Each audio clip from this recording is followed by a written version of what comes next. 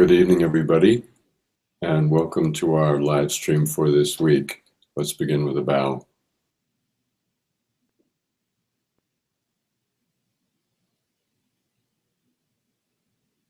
So, I haven't seen you in quite some time. Caroline and I have been on many adventures since our last live stream. We were in San Francisco where I gave keynote and a workshop and a plenary to a conference on trauma and the non-dual state, which was wonderful. And in due course, I'll be telling you about that. And then we came back and we more or less landed in our program down here in Crestone, a residential program called The Body Loves, which was about the other side of the coin, the state of non-duality or the awakened state and the human enterprise of loving. And we had a lot of folks for that program. It was also very wonderful, and in due course I'll be telling you about that. So tonight I'd like to begin with a practice. Always when we communicate with each other, we can talk, we can communicate left brain to left brain, but communicating soma to soma from our right hemisphere and the totality of our body's wisdom is always the better bet. So let's start with 12 breaths into the lower belly. Medium to full in-breath into the lower belly, slow and gentle. And then on the out-breath, emptying out, emptying out, emptying out, and trying to empty out every last molecule of breath in our lower belly, every last iota of the stale prana. Okay, so I'm in a chair. I need to get myself a little further forward so I can do this. Okay, so let's please begin 12 breaths into the lower belly.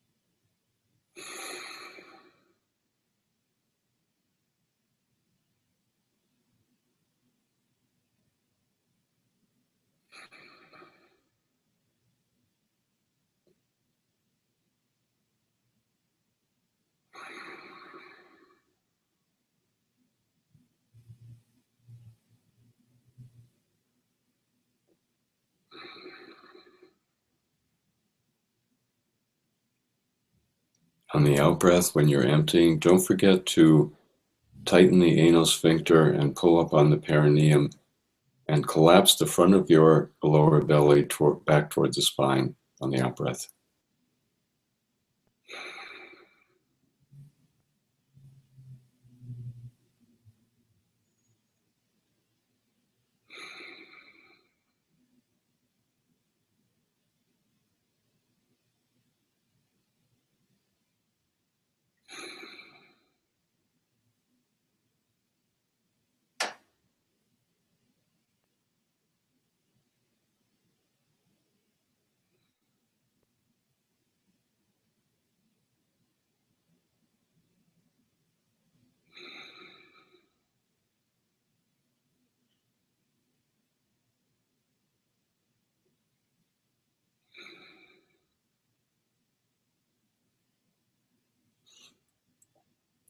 And then when you finish, we're going to do one more breath, this time a little different from what we normally do.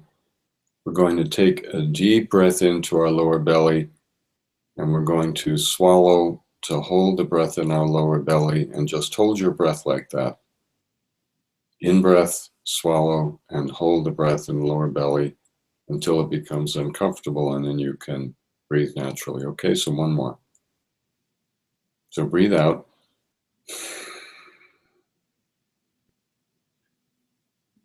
And then breathe in and hold.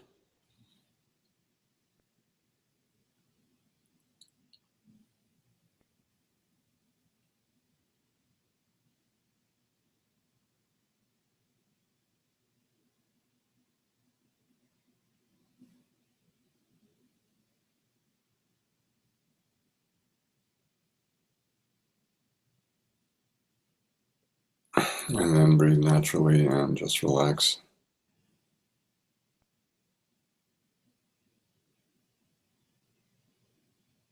And settle your awareness into your body, feeling the flow of the prana through your system.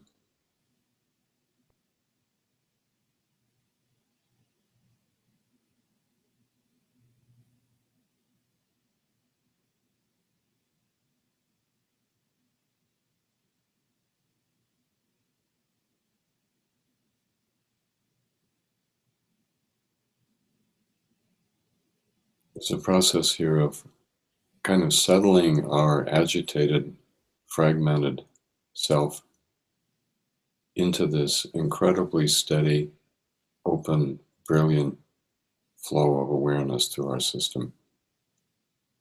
So we're settling our fragmented self into the territory of our deepest self.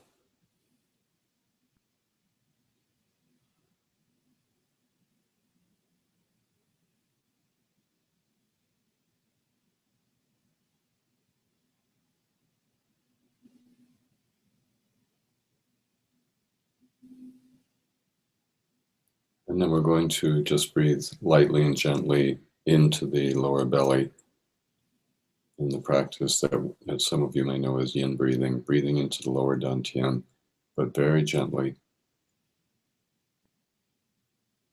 So we're picking a spot between the perineum and the navel, probably about 3 inches down from the navel,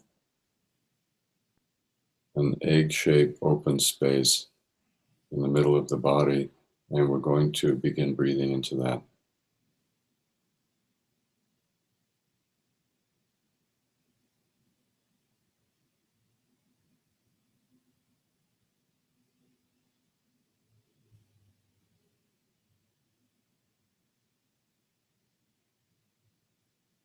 On the in-breath,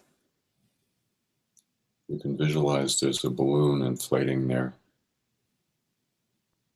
So the breath opens the yin space.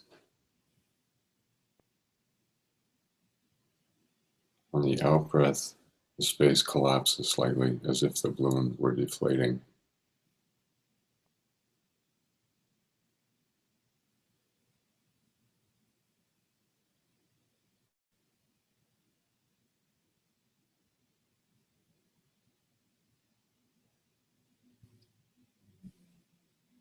In the beginning, we're imagining that we're breathing, but as it goes along, see if you can feel how that space expands on the in-breath and shrinks slightly on the out-breath.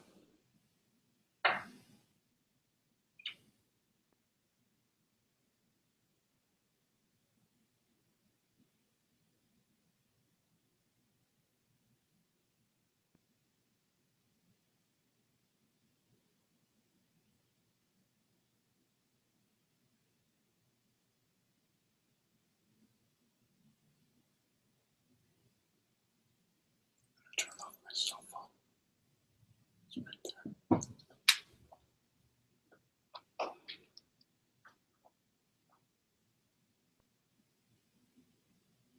So in breathing into this space, we're connecting with the source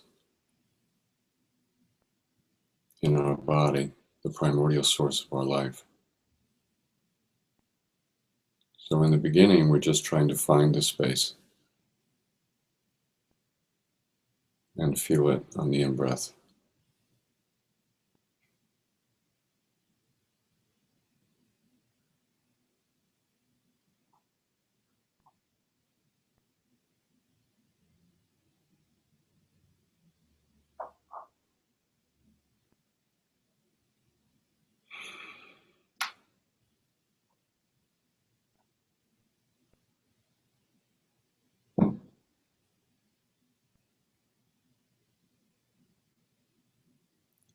As we're breathing into this lower yin space, the lower dantian or the hara, there's going to be a kind of point in the middle where the breath is landing with particular vividness. See if you can find that. And then breathe into it. Emphasize the breath going into it.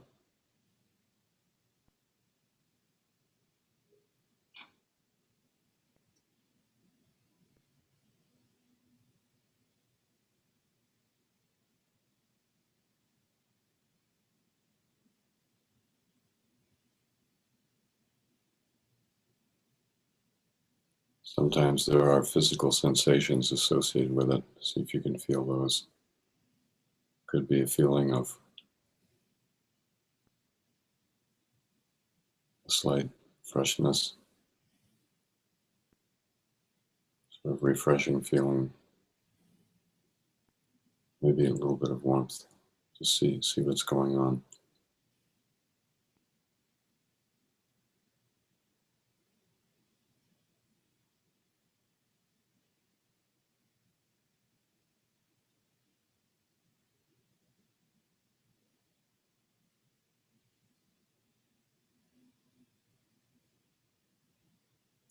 Now we're going to reduce ourselves down into that point.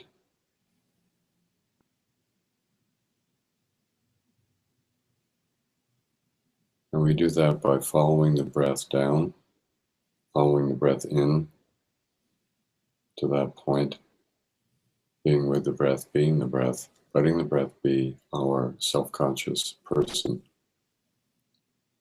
And as we breathe into that spot, we're breathing ourself into that empty space and folding ourselves into the space.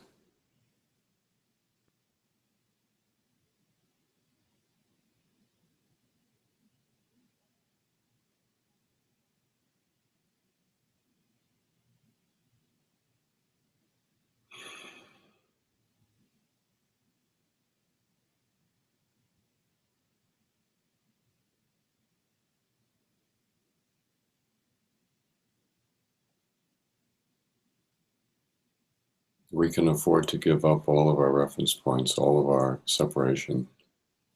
That's what we're breathing into the lower space. Anything that's standing outside, watching, being separate.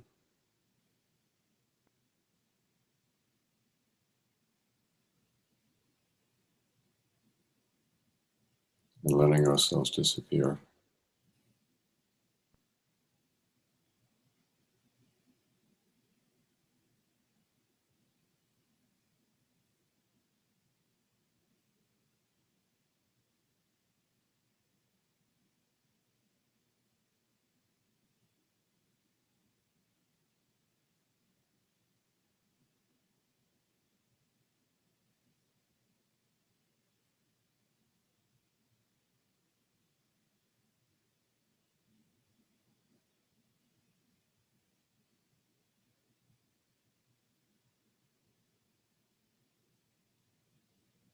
And then we can open that space up. There can be a feeling of opening that point we're breathing into, opening and moving all of the debris, even the feeling of a kind of thick space, any particular conditioned feeling about the space, thoughts, feelings, anything moved aside, as if you're clearing leaves from the pool of a very deep, pristine spring, and you're gazing into the depths once you have swept away the surface debris, and you're looking down and down and down, and it's just clear and open.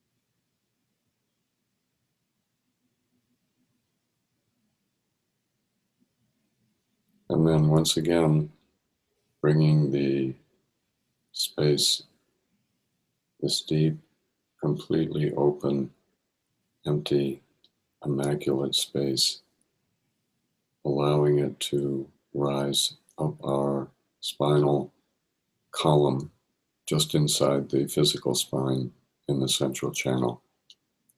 So we're going to be opening that space up breath by breath.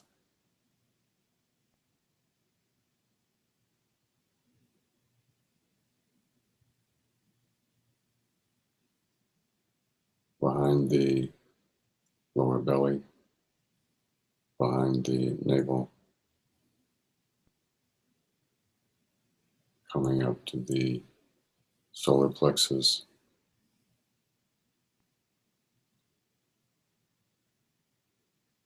and behind the heart, and behind the throat,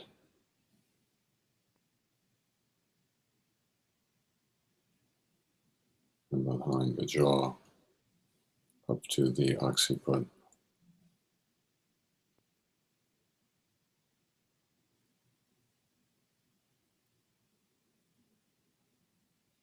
And then up to the top of the head.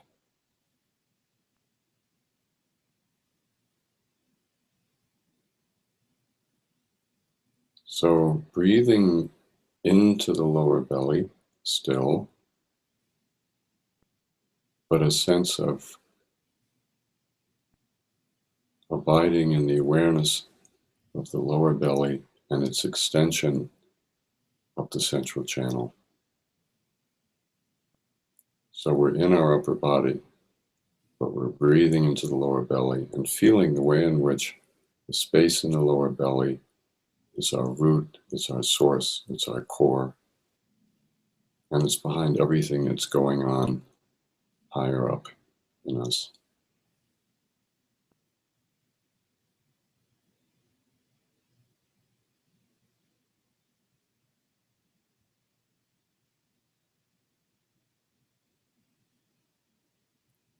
And just letting our awareness lie right along the back of the central channel.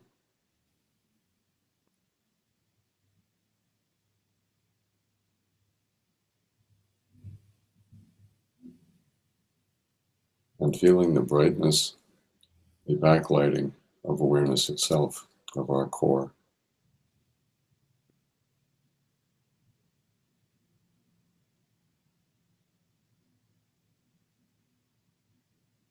So grounded in the central channel, and the central channel is grounded in the lower belly.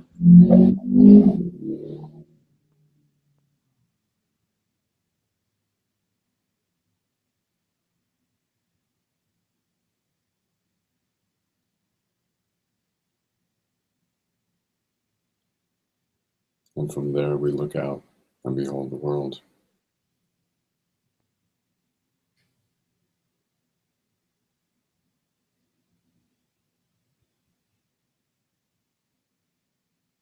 Okay, very good. It's good to be back in touch.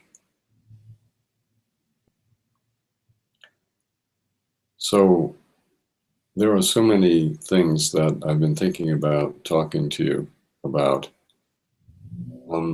But I thought I would start with an interesting experience from the Body Loves program, which, as I mentioned, was down here in Crestone at the Blazing Mountain Retreat Center.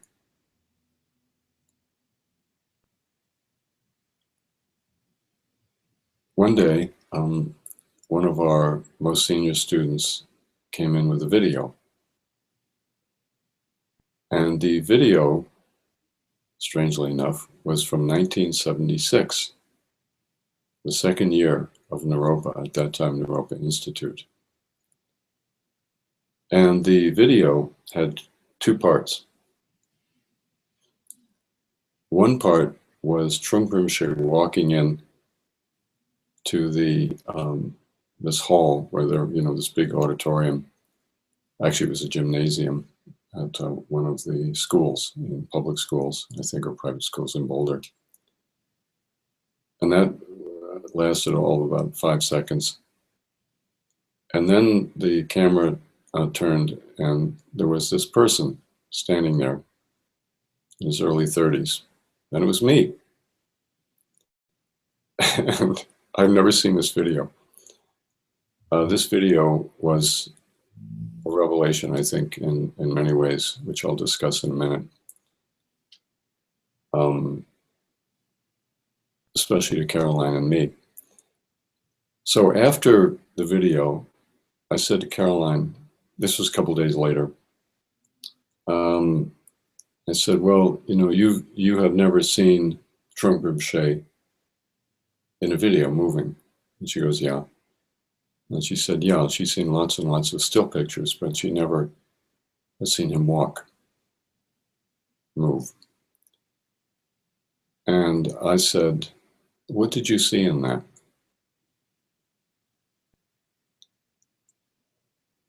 Now, trust me, this is all happening. Nobody's thinking any of this through. This is just happening. And she says, I saw three things. First, I saw enormous suffering. In the way Trungpa Rinpoche walked across the stage and sat down in the chair, 5 or 6 seconds at most, she saw enormous suffering in his state of being.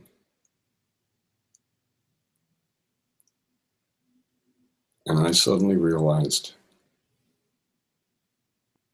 all those 17 years that I knew him and the hundreds of times I saw him walk across a stage or across a room, that's what I saw too. But I didn't realize that I saw it until she said it. And that suffering was partly personal because he had an enormous amount of pain in his life, physical and otherwise. But even more than that, recalling how I actually felt when I saw him walk, that suffering was actually all the suffering of all the people around him and beyond that. And I understood something about what we're doing here. We're not talking ultimately about putting our hand out and pulling people up out of the mud. Because there is no way out of the mud for any of us. That's not how it is. That's not human life. What I realized in seeing him was that he was so open. There was such a lack of any kind of protection or armoring or barriers or even separation, that everything in the world, everything in his environment and beyond,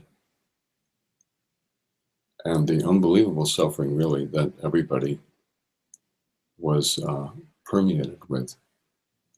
He felt it was in him, and when he walked, it was there, and you could see it, you could feel it. So initially when Caroline said that, I was shocked. I mean, it's the last thing I expected her to say, that she saw enormous suffering in him, but it's true. And it was very helpful to me because it helps me realize actually what we all need to do, how I need to be, and how we all need to be in relation to the world that we live in. And the second thing was a tremendous amount of sadness. And again, that was something that I saw. There were times, of course, I did see him actually depressed, and sometimes very depressed to the point where he couldn't hardly talk. But we're talking about something more here. This was something that was with him all the time. He talked about a sad and tender heart quite a bit especially in his Shambhala teachings. And I think he was talking about what we could feel in him, what I felt in him once I realized it, a kind of sorrow as to how it is, because not only is there enormous suffering in the world, but people are lost. Most people are lost and they have no recourse. There are no teachings to help them turn around and actually begin to work with themselves. And, being lost in the dark, stumbling and falling, being injured, being hurt, and no one is there. That sadness about how it is, about the shortness of life and the amount of suffering we all have, and how we can't find our way home, most of us. And the third thing that she saw was how alone he was. And I said, well, alone in what way? And Caroline said, well, first of all, alone in the sense, and this was something, Caroline doesn't have a lot of detailed knowledge of Rinpoche's life. And what she's talking to me about is what she picked up in those 5 seconds. Alone in the sense that he had nobody to talk to, which is true. And he said that often. He had nobody he could talk to. There was nobody who he could share his thoughts with, really, and unburden himself. And then alone in another way, alone in the sense that nobody else saw what he saw. And that kind of aloneness is rather utter and desolate. You see, but no one else sees, and you try to communicate, and people don't know what you're talking about. So it was a very affecting experience, seeing him walk across the stage. And in the beginning, me, seeing Rinpoche the way I always had seen him, and having, my own sort of ideas about him, and then having Caroline with her very fresh perception kind of shatter everything and help me see what I had been looking at for 17 years but didn't know it. And I think, it was interesting this happened during a program on bodhicitta, or, the awakening heart. And it was very helpful for me because it helped me understand that what we're really talking about here is not necessarily doing anything, but in a state of being that is so naked and so open and so tender and so infinitely sensitive that it is feeling the suffering and the sorrow of the world. So I aspire for it, and I'm thinking I need to go into retreat, before it's too late. That's always my answer, but it's not a bad answer. And I need to do a lot more of the bodhicitta practices. And I think we all do, given the world we live in. Thinking about this also, this interesting experience, it really, in a way, clarifies the difference between looking at things through a conceptual filter, which is what I was doing. And, frankly, during all those years with Rinpoche, because I didn't really catch on to what Caroline saw, I was really looking at him, not always, but much of the time through a filter. The difference between that and then seeing Rinpoche from within the soma, from within the sphere of the right brain. When we look with the body, and Caroline is an artist. Caroline's not watching this, by the way, which is why I can talk to you so kind of openly about her. She's doing something else tonight in Boulder. Um, and her natural way is to see with her body. And what this, once again showed to me with incredible amount of vividness is the way in which the body itself receives the actual truth of other people, the actual truth of the situations that we are beholding. And in Caroline's case, it took all of about, 5 or 6 seconds, and she saw the whole thing. And in a very simple, humble way, she just saw what was going on and communicated to me, and then I saw it too. So this is why we say, when we do our compassion practices, that they are somatically based and that they are somatically oriented, because it's the body that loves. The conceptual mind can't love anything because that's not what it does. As we say over and over, and as we know from neuroscience, the thinking mind is a processing agent. It's not a feeling agent. All of the feeling, all of the sense of connection, all of the sense of the felt sense in our body of the world and of situations, our visceral experience of being alive, and the vast world, the infinite world of perceptions. That's a right brain thing. That is a somatic thing. It's not a left brain thing. So if we're interested in truly loving other people, we need to develop the kind of openness and sensitivity that Rinpoche embodied in his whole life. Now we can say develop, and that's what we call path language. It means, well, we have to do something. But I think you all understand at the same time that we're not really developing anything. That sensitivity and that vast ability to feel the sorrow and the pain and the torment of the world is already in us, and it's already going on. The only problem is that we have separated from it because we don't want to feel it. We don't want to open to it. We don't want to know it. We don't want to know what's actually going on out there. So the path of the Bodhisattva is step by step to strip away any of the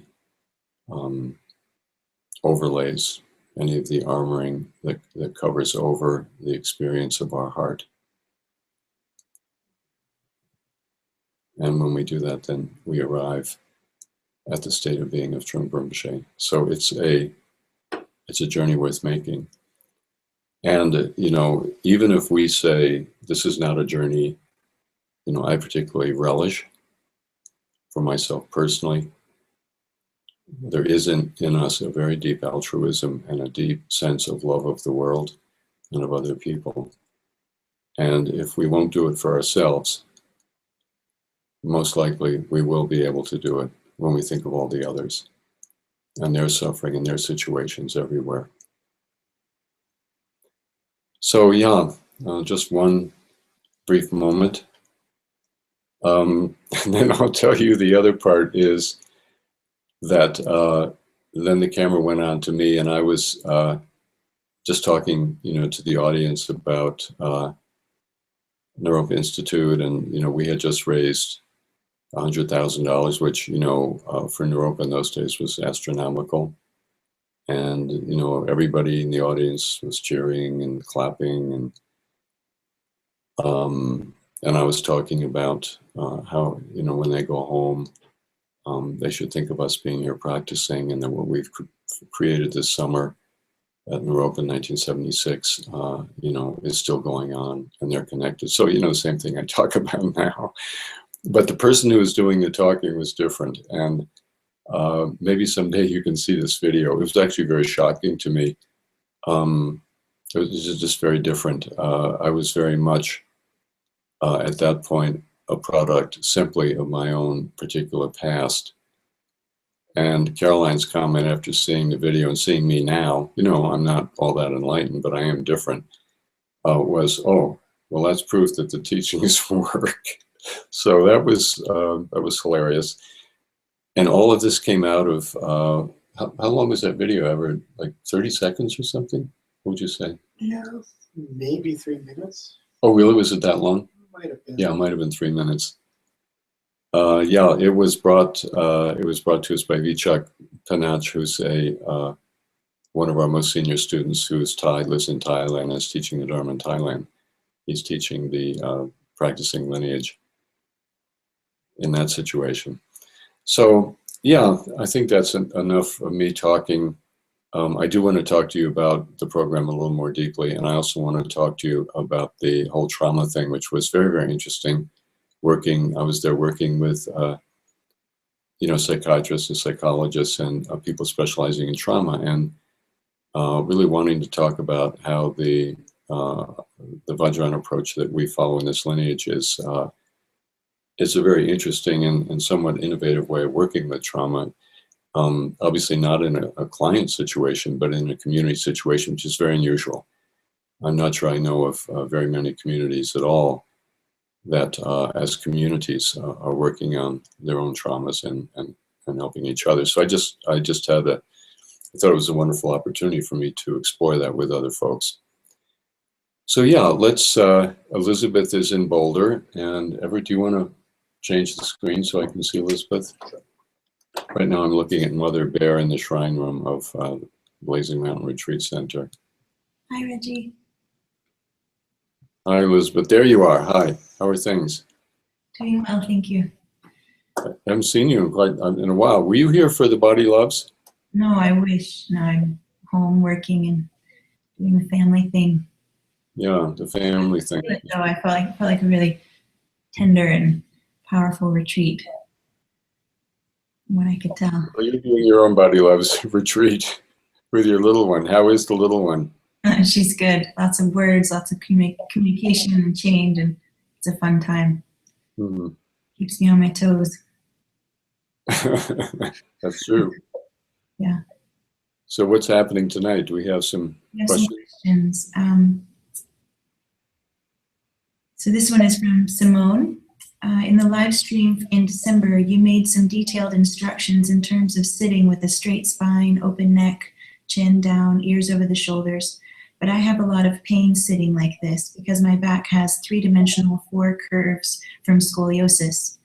Now I wonder if, in my case, an energy upward flow along the central channel is possible at all, as long as my spine is curving like this.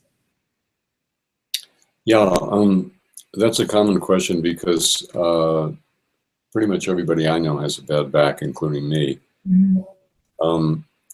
And basically, the central channel is independent of physical injury, degeneration, scoliosis. The inner body is, it may be clogged up, as we've been talking about, that the nadis get clogged and we need to do practices to, clear out the nadis so our awareness becomes bright.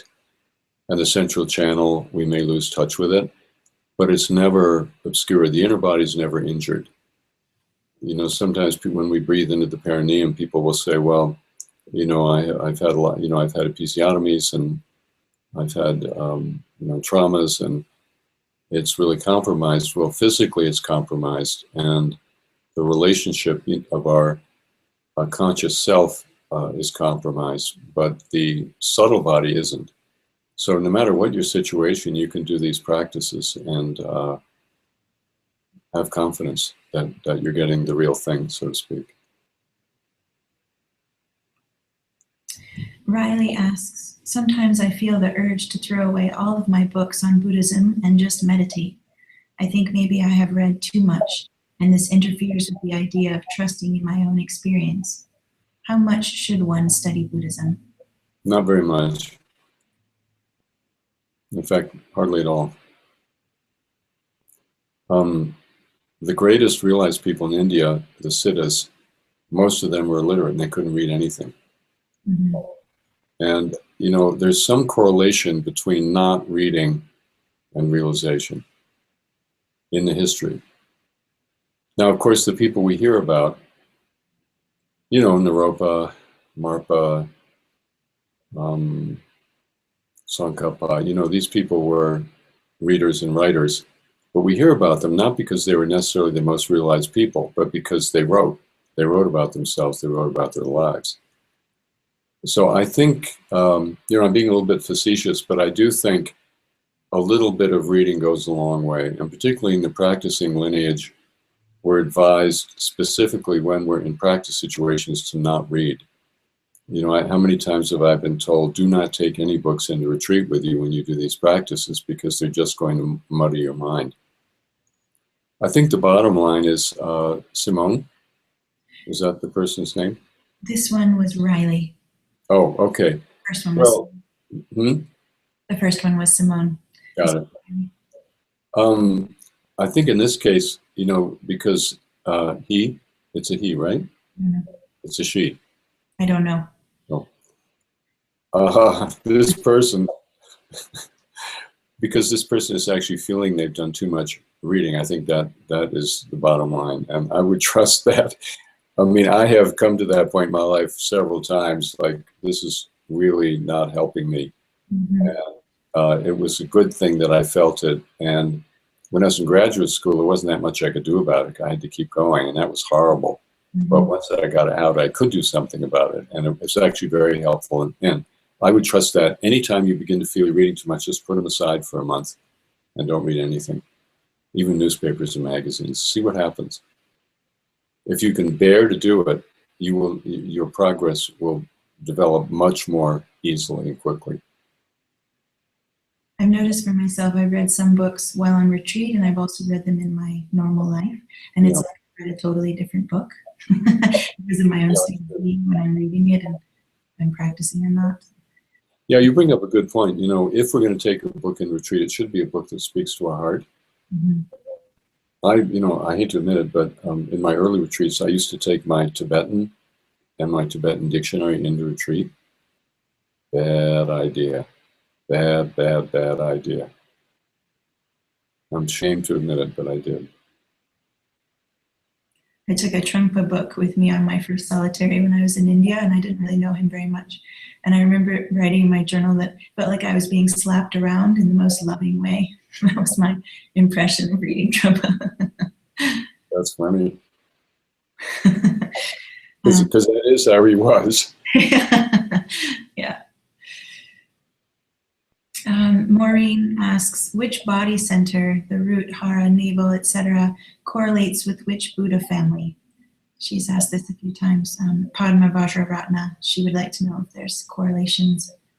I would suggest reading the chapter on that topic in Secret of the Vajra World in my book. Because, it changes around. It's not always the same. So I'd be very reluctant to say anything generally. Mm-hmm. But if she, would be interested in reading that chapter, that will give her plenty of data. Mike Dover. Mm-hmm. My background in Buddhism includes an element of skeptical mind.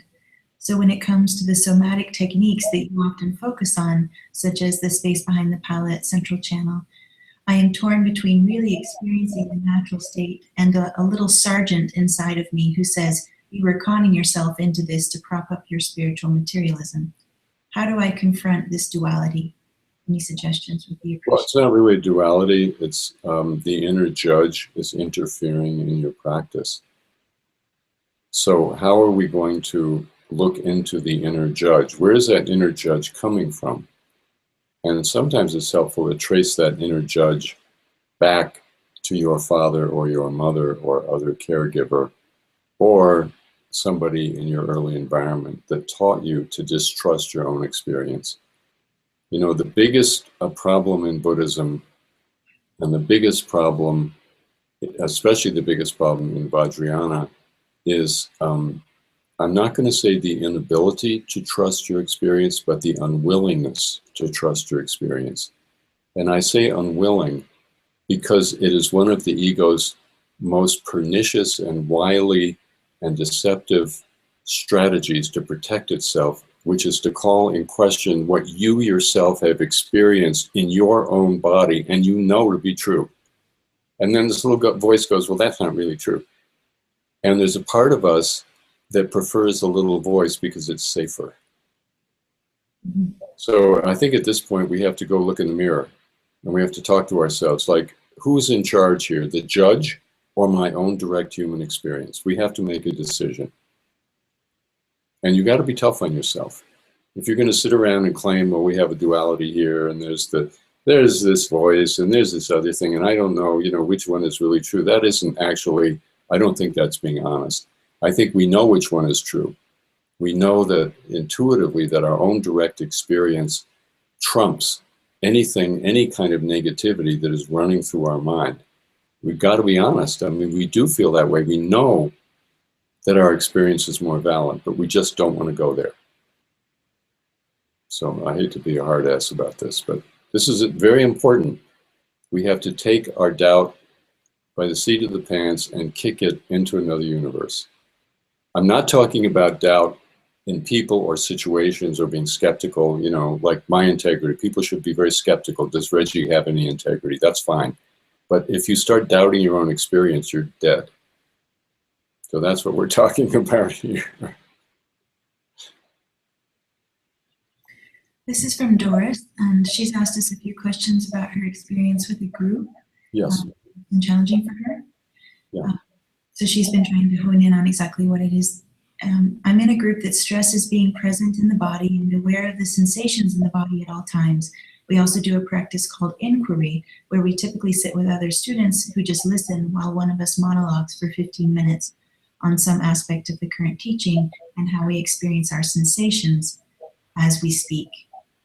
Then they give us feedback. We are told to speak from our embodied awareness of the sensations and energy in the body, not just from our head.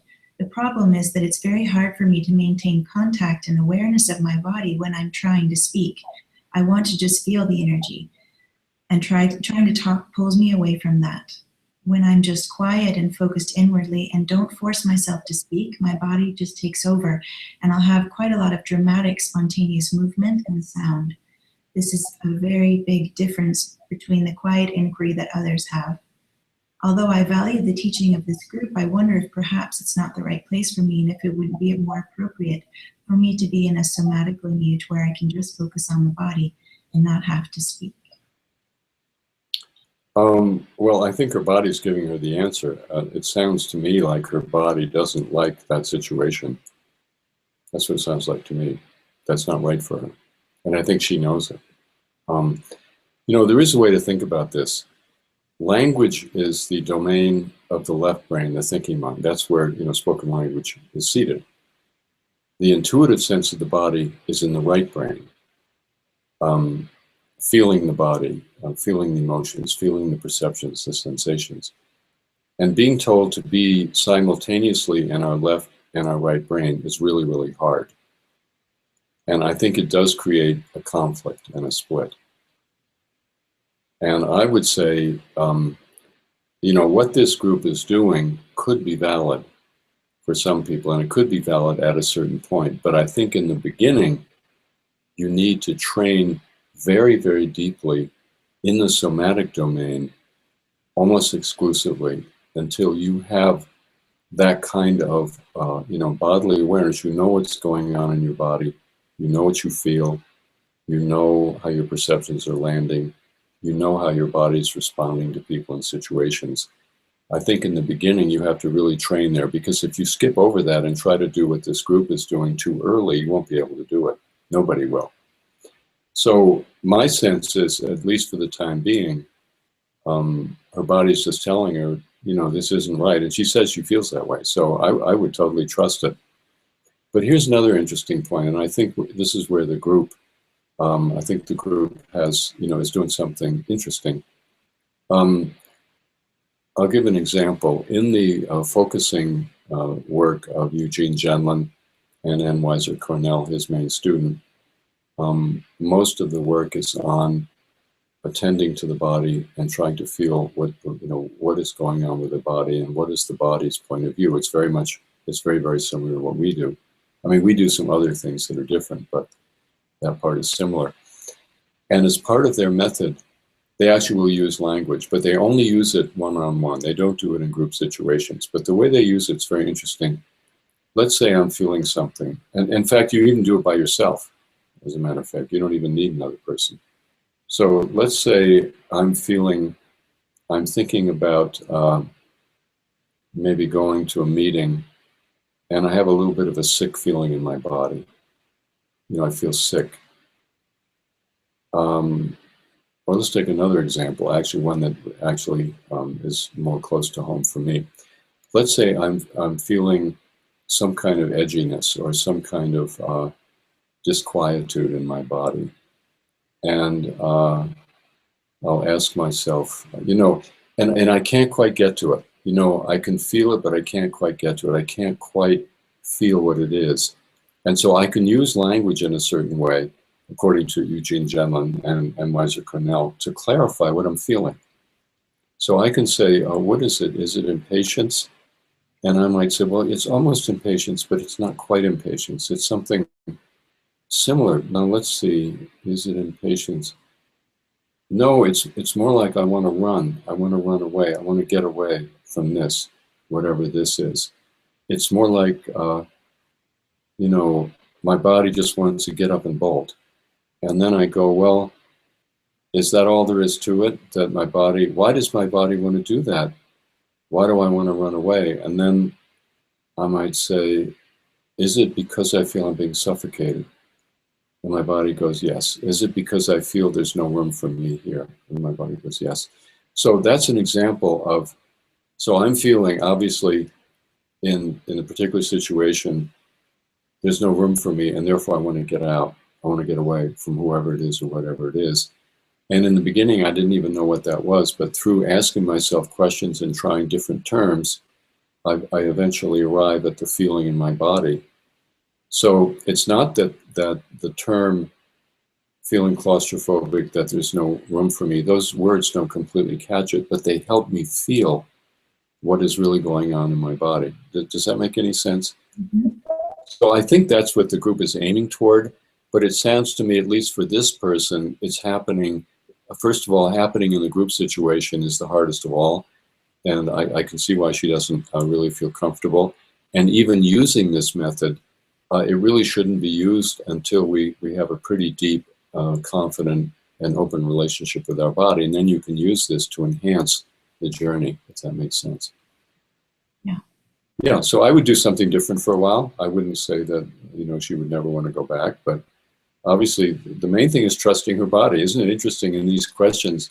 People give us the answer, they tell us what their body feels, and they just want to make sure it's okay, and it is okay to trust, the somatic sense. Yeah, like every interview I've ever had with you, really, it's like I've been looking for permission to just listen to my own truth and to be seen in that, and just all moves from there. And we are humans, we need each other. We need each other to say yes. Mm-hmm. Sasha in San Diego. I've been practicing Vajrayana Buddhism for 20 years and discovered your teachings a year ago. I participated in your online Datun and really enjoyed it. My question is, how can I add the somatic practices that you're teaching to my current meditation practice of Chinrezig and Chakrasambhara?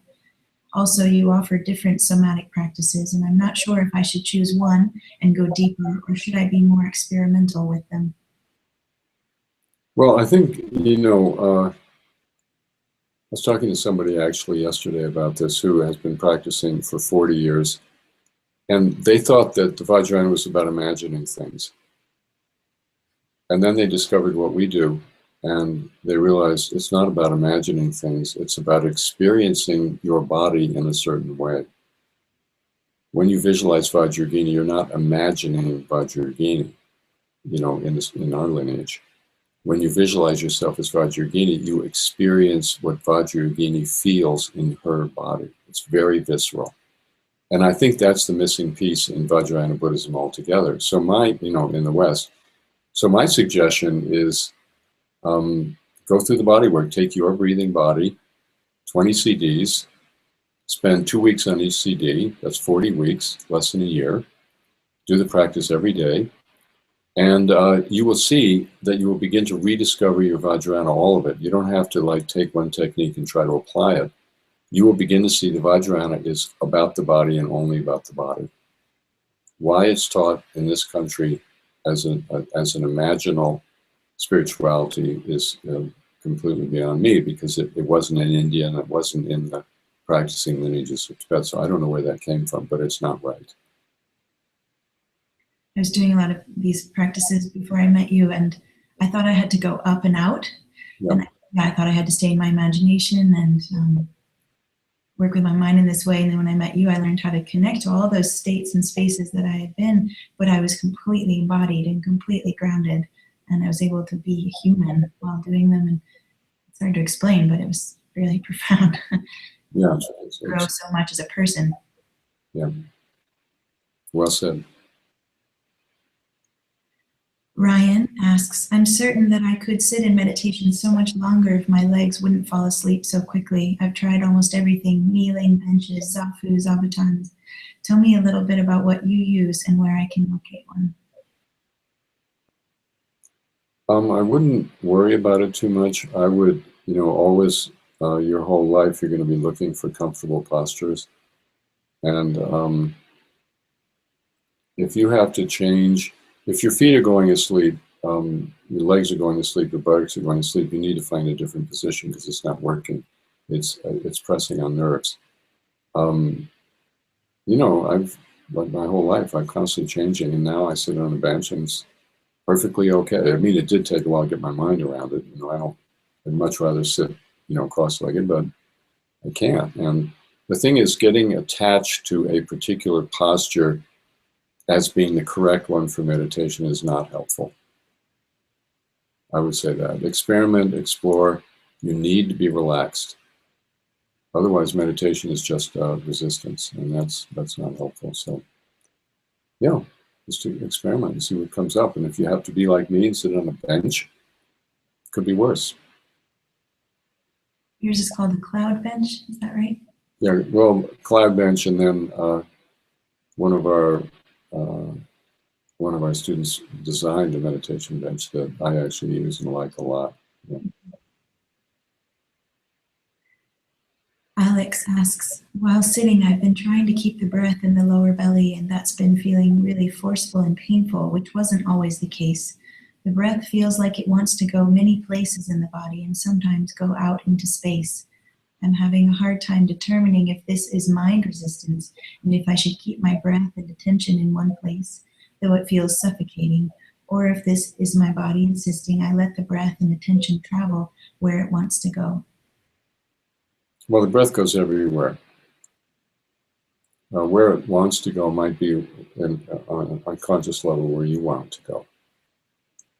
I mean, if you breathe into your lower belly and you feel it's too small, the breath in the lower belly goes through every one of the 84,000 nadis in your body, and the breath in the lower belly goes into every one of your, now it turns out, 26 trillion cells.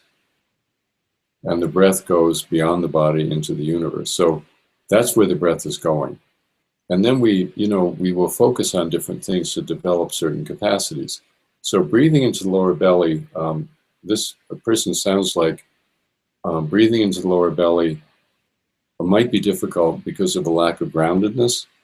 And, I find personally, I've always not been a very grounded person. I'm very kind of up and out kind of person. Breathing into the lower belly will help you really connect with the true being and the isness of everything in your life. And the feeling of claustrophobia will transform. So I would suggest, really stay anchored in the lower belly. And if you find the breath going through your whole body, that's good. It is going through your whole body. But stay, the lower belly is the source. Don't leave that ground, no matter what you do. Even if you're breathing, even if your breath is going to the end of the universe, you need to stay with your own source and not dissociate, if that makes sense. Stay in your body, because the body's everywhere at a certain point. Whereas if you leave your body, you're going to leave sanity, frankly.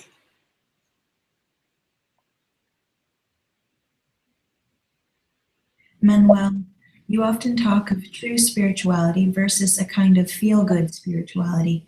Can you define what spirituality means for you?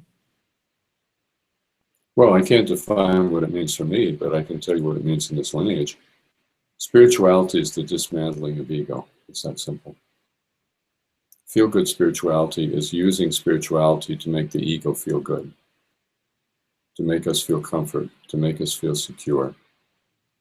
Many times people come to me, somebody actually I talked to just during this past program, who has a lot of difficulty. Was a guy in his around 30, a lot of emotional problems, a lot of trauma, a lot of difficulties working with people, relating with people. And he was telling me, how much he loves meditation because he can get into a state of mind where he doesn't feel any of that. And that's what I call feel-good spirituality. And that is dissociating. From a clinical point of view, that is dissociating. And it's what John Wellwood calls spiritual bypassing. It's what Trungpa Rinpoche calls spiritual materialism. So this is not my personal view of spirituality. This is the teaching of this lineage and of the Tibetan tradition that I was trained in. And we can find it all the way back to the time of the Buddha. Because the way the question is phrased is, well, what's your view of spirituality? It's not mine. I didn't come up with this. I just want to make that clear. This is fascinating to me. I have a dear friend who's a psychoanalysis therapist, a doctor of psychoanalysis, and she's really on her own awakening spiritual journey and doing a lot of meditation. But I think she's constantly working with that edge of, in her training, a lot of what she's experiencing would be labeled as dissociative. Yeah. But then she's running into also these really beautiful states that to me don't sound disembodied, that sound like true opening. And it's just really interesting to hear how meditation is being explored in her groups and in her community, and being judged as dissociative, but then there's this line where it's not. And it's fascinating. Well, that actually is a very, very interesting point, and I hear that quite a bit. If we talk about going into the lower belly, and in the lower belly finding a space that's much bigger than the body, I've actually had psychiatrists tell me, "Oh, that's dissociation. That's dissociation. You're dissociating." And I'm going, "No, we're not dissociating. Can you feel your lower belly now?" And they go, "No." And I said, "That's dissociating." Yeah. You're doing that, dissociating.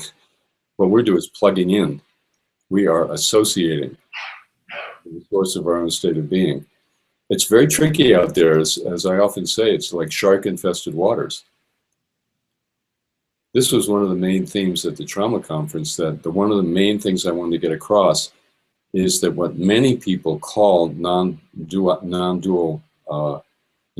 mind is actually a dissociative mind. It's a mind that is happening as an alternative to actually feeling our life and inhabiting our actual situation. And, believe it or not, people go, "Yeah, I think you're right." I was shocked. I thought I was going to be lynched, and people were right there. It's such a fine line. I do know, I met a lot of people in India who practiced their whole life, and they were really not well, mentally, and kind of hiding behind their spirituality or checking out in all these interesting ways. It seems to happen a lot, so it becomes a tricky thing. Well, it's very pervasive, and I don't mean to overgeneralize, but I do believe that there was a fundamental dissociation that happened, obviously, with the invention of agriculture 10,000 years ago, or discovery of agriculture, where we separated from what was natural, from the natural world, and we set ourselves apart from it, and we survived by trying to outsmart nature and control it to our own purposes. Unfortunately, the psychosomatic impact is that we did the same exact thing with our psyches and our bodies. And now we're trying to find the way back. And all of the spiritualities that are predicated on the separation from the body and from the earth and from nature, they're dissociative. And the interesting thing about Tantra is it's the indigenous traditions did not go down that route. So that's a given. I mean, they stayed associated, most of them. But the only religion that is considered a high religion that I know of, or a high form of spirituality, is Tantra. It's Vajrayana Buddhism, because it doesn't take that approach. It takes the approach, as you very well know, that it's through intimacy with ordinary life, with nature, with the world, with sexuality, with birth and death, with the hassles of life, it's intimacy with that realm of reality where the spiritual journey is made. And attaining meditative states where those are no longer available or even felt is, from the Vajrayana point of view, it's dissociative, it's pathological, and it leads to a bad end. That's a great question, isn't it? Mm-hmm. Complicated one. Yeah. Daniel in Brazil. First, I would like to say that I have tried several kinds of practices, but when I found your audiobooks, I felt a deep affinity, almost like coming home. My question is about an experience I have sometimes during the practices when I focus the attention on the lower belly. It's a kind of interruption in perception, like a blackout. When I come back and I look at the watch several minutes later, several minutes have passed and I did not feel like I was asleep. Yeah, good, bravo. You know, when you truly enter into the space of the lower belly, like I was saying today, you disappear into it. Time is different, space is different. And the consciousness that's happening there is very different from our normal everyday consciousness. And a lot of people describe it as a blackout, but it isn't really a blackout. And he seems to know that because he said he wasn't asleep. So he knew it wasn't just like checking out. Mm-hmm. But there's a lot of territory to explore, let's just put it that way. But bravo, good job. This one's Carrie. Meditation technique be considered concentrating at the lower chakras? If so, how does it compare to techniques that advocate only starting by focusing on third eye chakra? I mentioned your technique to a friend who is initiated into an organization, Light Sound Path of the Saints, and he told me the purpose of meditation was to become purified through sound and light and to travel ultimately to the highest spiritual realms, astral and above. That we are already at the third eye chakra, which is the point on the body to the path of the spiritual worlds. So she's wondering about, is it necessary or correct to focus on lower chakras? I would actually not do any of that stuff. Just set the whole thing aside. It sounds very complicated, and it sounds, there's too much strategy in it, too much thinking, and too many unconscious templates, too many unconscious assumptions and maps. And I think we have to actually go back to square one. What I would suggest for her is actually find out what she's feeling.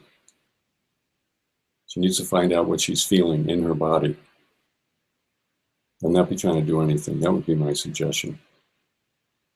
What do you feel? When you wake up in the middle of the night, what are you feeling in your body? That is the gateway to true spirituality. The incredibly complicated techniques of all these, chakras and centers and focusing and trying to get this and get that and go here and go there. It's still spiritual materialism because you're trying to orchestrate your own journey, and it doesn't work that way. Your journey is in your body and in the feeling of your body, and the deepest sensitivity and inspiration of your body. And the spiritual journey involves, as you know, Elizabeth, I'm talking to you, but I'm talking to her. The deepest journey occurs when you tune into your body and you go with its prompting. And give up the agendas, give up the strategies, give up the templates, give up all the complicated practices, set them aside. Because you're just going to get tangled up. Which are, this is a very tangled up question. And that tangled up question reflects a tangled up situation. So we could do no better than the practice I did today, breathing into the lower belly, and do it for a month and see what happens. And I think you'll begin to discover a lot of open gateways will begin to appear, and the authentic journey that your own body wants to make will gradually become evident to you, and that will be a source of very great joy, and you won't have so much doubt. Yeah. Am I being sort of a hard ass tonight, or is this okay? I'm not experiencing you that way. It's not my question. But Okay, good point. Okay, carry on. Anything more? Touching, because I could have written a question like that some years ago. I had a lot of fear about, and I wanted to do it right, and I was nervous I could do it wrong and get in trouble or do something, mess myself up, and just so much fear and confusion and wanting to transcend myself at any possible moment. And,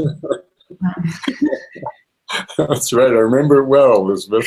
yeah. No fun. So painful. Well, maybe I became a different person, but so did you. Yeah, thank goodness. And when you said there's so much joy, it's true. I felt, actually I wanted to cry when you were saying it, like, wow, now I can just freely relate to my experience, my body, my lower belly, without all these concepts about all the things I should be doing or be not doing, just on and on and on. I can just be and relate to what's happening, and then I actually receive what's happening, and it's so beautiful and freeing and transformative. I think you have two good teachers. One of them is me, and the other one is your daughter. And I actually think she's the better teacher. Shall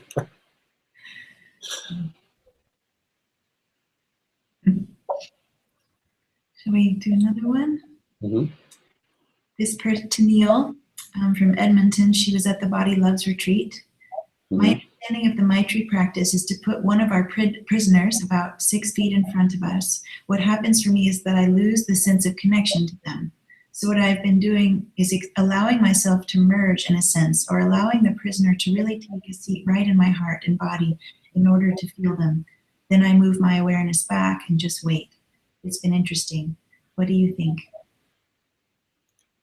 Well, it sounds good, although the term merging, of course, is a red flag for me. And I don't think Tennille means it, but it's worth explaining. When Tennille talks about prisoners, I don't know, have we talked about prisoners on the live streams? I'm not sure if we have. Broadcast your Freeing the Prisoners talk a couple weeks ago. Oh, it was played, yeah. Mm-hmm. Well, for those of you who didn't hear that talk, we're talking about traumatized aspects of ourselves that are buried deep in our unconscious, and bringing them. Sometimes they come up in dreams, they come up in visions, or we basically can remember a little bit about what happened when we were 4 or whatever it may be. So the practice Tennille's talking about is we bring that prisoner in front of us, and we put them maybe 5 or 6 feet in front of us and visualize them. And then what do we do? The next step is opening the love of our body. Our body loves, our heart loves. And, we go through a journey to develop the capacity to extend that somatic feeling of love to the prisoner and to include them in the field of our soma. But we're not merging. It's not, in psychology, when we talk about merging, we sort of lose ourselves in the activated state or in the traumatized state, and that's not helpful. And I don't think Tennille's talking about it, but this gives me an opportunity to explain how it works. So you set the prisoner in front of you, and you extend the love of your heart simply to feel, to be, infinitely sensitive to the pain of that part of yourself. And in that way, you connect with it, as Tennille says. And that connection begins to establish a conversation. And at that point, that prisoner is no longer a prisoner. That prisoner has come up out of the dungeon and is in the daylight. And that prisoner can help you and guide you. And you can feel the pain of that prisoner and relieve them from their utter aloneness and desolation. So it's a very beautiful practice. We call it Maitri practice, Vajrayana Maitri. And yeah, it's available probably on the website, isn't it? Yes. Is it? Awakening the Heart. It may not be available on the website, but next week we're going to be recording another somewhat large Sounds True program on these practices, these bodhicitta practices. And I don't know how many CDs we're going to come out with, but it could be, it could be 15 or 20 or 25. And I've already got the outline, and I can tell you that this practice I just talked about is going to be one of the ones that we emphasize in this program. So it will be available at some point. Anyway, Tennille, you can email me if I didn't hit it right, and resend that question to me, and I'll get back to you.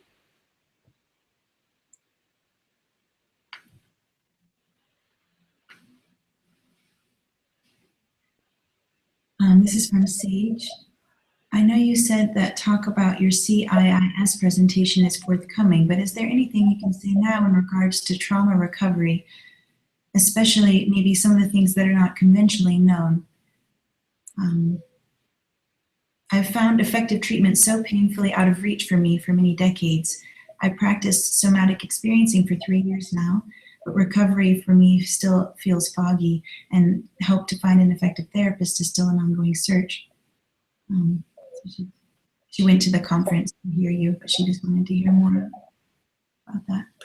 Yeah, I mean, these are all great questions. It would take too long really to answer them right now. Maybe, here's the thing. I thought CIIS, which is the California Institute of Integral Studies, I thought at least my keynote address was up on their website quite some time ago. Do you know if it was? Yeah, I would go onto their website, the keynote address, which it was an overview of how we work with trauma in our lineage, and I think it would be about a 60-minute response to this question, which I think these questions really require something like that. But the second thing we could do is check with them and try to either get a copy of it for our website if it isn't up on theirs, or at least we could put up a link if it is on their website. But we do have there are quite a number of points where I think the way we go out working with trauma creates let's put it this way. When you work with a therapist one-on-one, that's a very unique situation. And if you are fortunate to have a very good therapist who also has a deep spiritual sense, you're in a good place and you can do some good work. But that's very, very difficult to find, that kind of situation. And a lot of people can't afford it. And a lot of people find it, but it's not where they live. So there are, a lot of issues there. The interesting thing about what we do is the Vajrayana gives us a way of working with what Western people call trauma that is, I think in many ways, is a lot safer than anything else you can do, at least on your own or in a group. And in some ways, I think it's more effective than a lot of the methods that are out there. So, and that was, a lot of the feedback I got was that people, appreciated hearing that there was an Asian tradition that actually deals with these kind of things. So let's do that. Let's, I would suggest that she goes on the CIIS website or Google my name, keynote address. When was that conference? In March. And number 2 is, Jonathan, got any updates on this or not? The audio from the talk is up. It's under CIIS programs. On our website. No, on their website. On their website, it's under CIIS programs. That's where your talk is. Public programs. Hmm? Public programs. Public programs on the CIIS site. Oh, so they do have it up. Yeah, And is it audio or is it video? It's audio, audio. and it's called Reggie Ray, Buddhism, Trauma, and Healing. It's called Reggie Ray, Buddhism, Trauma, and Healing. Okay, great. Well, there you have it. Hey, Jonathan, could we create a link from our website so people could go on our website and just get a link to them, or how does that work? Do that tomorrow. We'll do that tomorrow, he says. Okay, where will people find it on our website in case they go on? On the new section on our homepage. There's a new section on the homepage. That's where he'll put it. It's called the new section. It's called What's New. It's called What's New. What's new? Okay, great, cool, thank you. Awesome, good. Okay, now we all know. That's good. Okay, do you have anything more? Do we have one more? Is that it? I haven't had a chance to really go through the new ones. We could do one more, and then we have to wrap up. Okay, I haven't been able to edit this one. Due to a severe tailbone fall many years ago and resultant coccydynia, I have not been able to sit upright in any venue without cushions, footrests, etc., etc. I have adapted well to this. When I forced myself to sit upright for even a short time, it has caused nerve pain for weeks.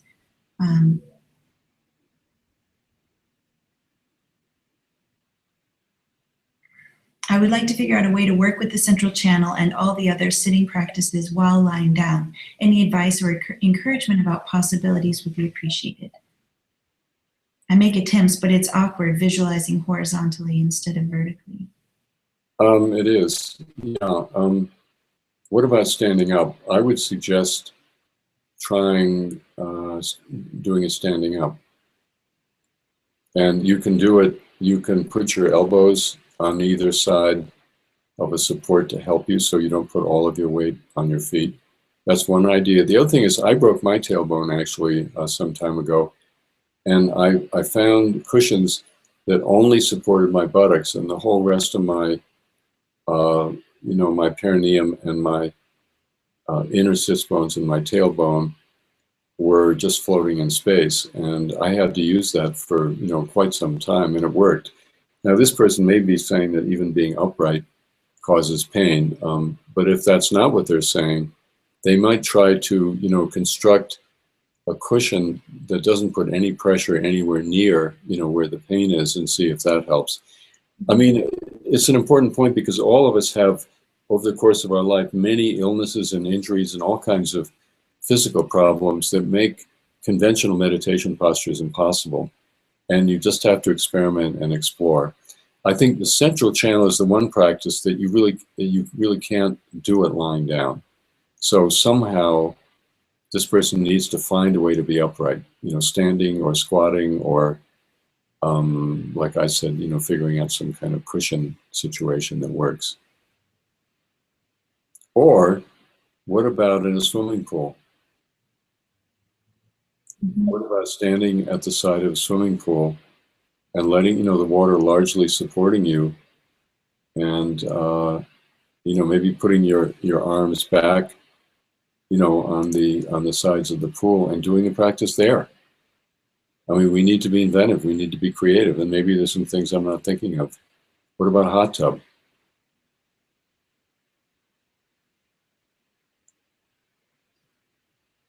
Sounds Very good. Okay. What do you think, Elizabeth? Is that it? Yeah, seems like a good one for tonight. Good. Well, it's really great to see you. I will be in Boulder next week. And I'll look. Where are you guys doing this? Up in the Hemera building? Yep. Okay. Well, I'll look forward to seeing you next week. Same time, different place. Okay. So thanks to you. And who's in the studio there? Jonathan? Anybody else? And tonight. Okay. Love to all you guys, and I'll see you soon. Love you.